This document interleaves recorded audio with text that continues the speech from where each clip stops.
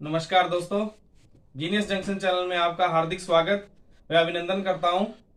कल हमने विसर्ग संधि के कुछ पाठ पढ़े और कुछ नियम देखे थे उसमें विसर्ग संधि के अंदर कि क्या कह रही विसर्ग संधि।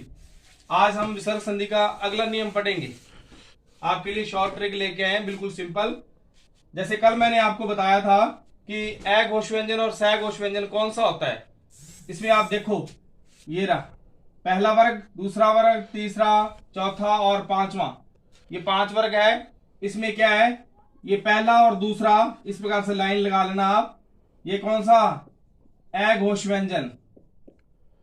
पहला वर्ग और दूसरा वर्ग ए घोष व्यंजन है, और तीसरा और चौथा और पांचवा ये आ जाएंगे आपके सह घोष व्यंजन में। ये जो 3 वर्ग है ये सह घोष व्यंजन में आएंगे। कल बताया था, आज फिर बता देंगे। आज फिर विसर्ग संधि में ज्यादातर पे इसी की जरूरत पड़ती है।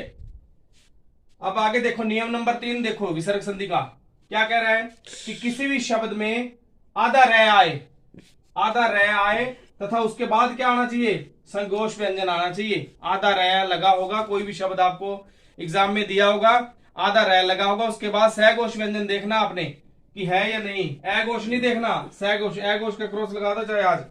सहघोष व्यंजन देखना है आज आपने। सहघोष व्यंजन लगा होगा आधे रह के बाद, तो वहां विसर्ग संधि होगी। ये मेन पहचान है इसकी। अब आगे देखो, उदाहरण के लिए देखो, निर्गुण में देखो आधा रह लगा हुआ है, और उसके बाद देखो निर्गुण के बाद कौन सा सहघोष व्यंजन कौन सा है, ये देखो आप। ये देखो गै लगा हुआ है, गै कौन सा है, ये देखो सहघोष व्यंजन है, तीसरा वर्ग है, इसलिए ये विसर्ग संधि है। तो इसका संधि विच्छेद कैसे करोगे, नी, फिर विसर्ग संधि का विसर्ग का निशान लगा दो, फिर प्लस गुण का गुण लिख दो पूरे का पूरा। ये रह की जगह ये बिंदियां लग जाएंगी 2।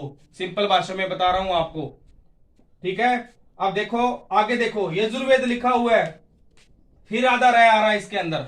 यजुर्वेद में आधा रह आ रहा है, और उसके तुरंत बाद क्या आ रहा है, सहघोष व्यंजन। ये देखो उसके संधि विच्छेद कैसे होगी, यजु लगाकर फिर 2 बिंदी लगा दो या विसर्ग का चिन्ह लगाओ, और प्लस में वेद आ जाएगा।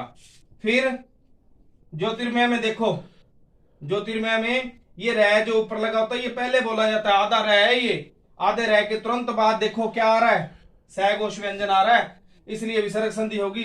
इसका संधि विच्छेद करो, ज्योति फिर विसर्ग का निशान प्लस में, ये विसर्ग संधि है। ये तीसरा नियम थोड़ा ध्यान से समझना आप इसका। आधा रह आ जाए, आधे रह के तुरंत बाद सहघोष व्यंजन आए, तो वहां विसर्ग संधि ही होगी। उसके बाद देखो नियम नंबर 4 देखो क्या कह रहा है विसर्ग संधि का। ये बिल्कुल सिंपल है नियम, शॉर्ट ट्रिक के माध्यम से। अगर किसी भी शब्द में आधा सह आए, वो मैंने आधे रह की बात बताई थी, आधे रह के बाद सहघोष व्यंजन आना है तो विसर्ग संधि होगी, और आधा सह आए तो वहां विसर्ग संधि होगी। इसमें अघोष सहघोष कुछ नहीं देखना। आपने आधा कोई भी शब्द आपको एग्जाम में दे दिया, उसमें आधा सह लगा हो तो वहां विसर्ग संधि होगी। उदाहरण के लिए देखो, नमस्कार, नमस्कार में देखो आधा सह लगा हुआ है, यहाँ पे देख लो आधा सह लगा हुआ है, इसका मतलब विसर्ग संधि है। अगर आपसे सीधा पूछे कि नमस्कार में कौन सी संधि है, तो विसर्ग संधि कर देना। अगर इसका संधि विच्छेद पूछे आपसे तो क्या करना है, नम लिखकर ये जो आधा सह लगा हुआ उसकी जगह आपने ये 2 बिंदु लगा देने, यानी कि विसर्ग का चिन्ह लगा देना आपने, और उसके बाद प्लस फिर ये कार का कार लगा देना है। इतना काम करना है आपने। फिर आगे देखो, पुरस्कार, फिर आगे आधा सह आ गया, कैसे बताया संधि विच्छेद करना, पुर लगाकर इस आधे सह की जगह आपने ये विसर्ग चिन्ह का निशान लगा देना है, फिर प्लस फिर कार। फिर आगे देखो भास्कर, जहां पर भी आपको आधा सह दिखाई दे वहां विसर्ग संधि ही होगी, कंफर्म है ये। आधे सह की जगह फिर आपने वो 2 बिंदु लगा देनी जो मैंने आपको बताई है, विसर्ग का निशान लगा देना है। ये इसका संधि विच्छेद क्या हो जाएगा, भा फिर विसर्ग का चिन्ह फिर प्लस फिर कर। ये जो पीछे बच जाता है वो प्लस में लिखना आपने, आधे सह के बाद जो भी कुछ बचता है वो प्लस में लिखना है। उसके बाद देखो बृहस्पति, बृहस्पति में क्या आधा सह लगा हुआ है देखो, ठीक है। फिर क्या संधि विच्छेद कैसे करोगे, ब्रह फिर पीछे क्या बच गया, पति, बृहस्पति बन गया। ये विसर्ग का निशान लगने के बाद फिर प्लस फिर पति, बृहस्पति का संधि विच्छेद इस प्रकार से होगा। ये बिल्कुल शॉर्ट ट्रिक है आपकी। आज मैंने 2 शॉर्ट ट्रिक के बताई आपको। आधे रह के बाद अगर सहघोष व्यंजन आ जाए तो विसर्ग संधि होगी, और आधा सह आ जाए कोई भी शब्द में तो वहां विसर्ग संधि होगी। इसी प्रकार अपने ये 2 नियम और आज कंप्लीट हो गए।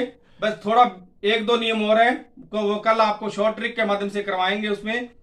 और ये जो संधि है हर कंपटीशन एग्जाम के लिए इंपॉर्टेंट है।